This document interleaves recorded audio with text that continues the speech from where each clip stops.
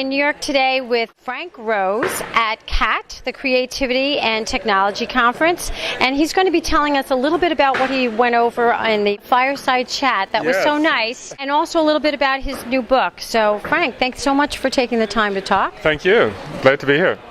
So if you could just tell us a little bit about what you discussed before with Jeff and some of the new trends that you see emerging. Sure. So I was, having a chat with Jeff Gomez, who's the CEO of a company called Starlight Runner Entertainment. They work with big brands, Coca-Cola, Hasbro, any number of, firms like this, to, tell stories in over a number of different platforms, different forms of media.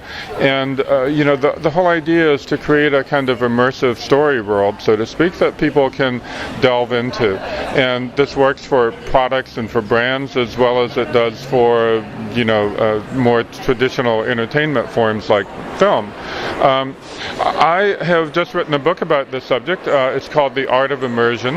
And the book is focused on how the internet is changing storytelling. And this really is how it's changing storytelling. It's, I feel like the internet is making us, is leading us to tell stories in a way that's quite different from the way we have been doing them before, in a way that's nonlinear, because the web is nothing if not nonlinear, that's very participatory, that sort of invites us to jump in, that sort of becomes game-like often as a result, and that above all is immersive.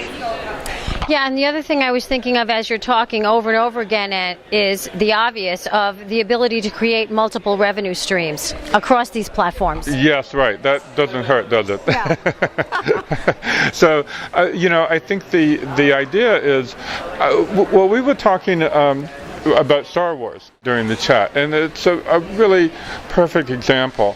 Obviously far predates the internet. The original film came out in 1977. It became such a rich and enveloping world, and one that people wanted to explore in so many different ways, that it really became the prototype for a lot of what's happening today. It's quite fascinating. And as we were saying, it started out almost by accident. George Lucas made licensing deals, as many Hollywood studios, were already doing at the time. But he didn't really have control over what the licensees, Marvel Comics, for example, really did with the characters or their stories. And gradually that changed to the point that by the early 90s, they had set things up so that every story that happened in any different medium, including even, toys, action figures, had to really tell a different part of the same story. And the response has been tremendous. It's really made the world of Star Wars even more, appealing and involving and sort of enveloping, if you will, than it was before. Can you comment on how a typical entrepreneur might be able to see what's happening in the broader scope of things with the larger companies and maybe adopt some of these practices in their own business to help them grow their own revenue streams, but on a much more lean budget? Right. I think there are certain lessons that you can take away from this, and one is you have to have a really interesting story to begin with. And I think that's what's happening now, even with television advertisements, even 30-second spots.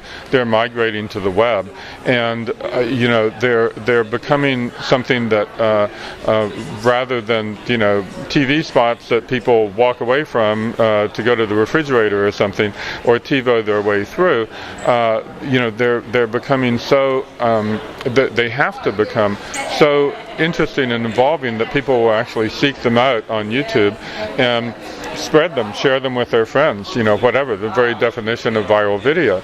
And I think you start with that, and then you create something, that is has enough hooks in it, so to speak, has enough detail that you can tell different stories in different ways across different media.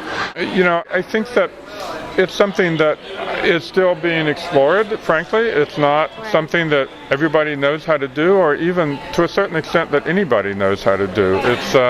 It's really, I feel like we're in the process of inventing a new grammar of storytelling. Just as 100 years ago, people were inventing a new grammar for film. All of these things that we take for granted in film today, like jump cuts and fades and, close-ups, they had to be invented. They didn't, it wasn't that way at the beginning. And it wasn't obvious, how to do it or even that it would work. And I think that's where we are now. So a lot of people are doing some very interesting experimentation. So in terms of your book, how do you sort of wrap things up after all the different people that you interviewed and your observations about what's going on and obviously seeing what the behavioral shifts are and the expectations of the consumer market? What's the conclusion of, I don't want to have people give everything away, but, something that you could summarize from that? Well, it has something to do with the movie Inception.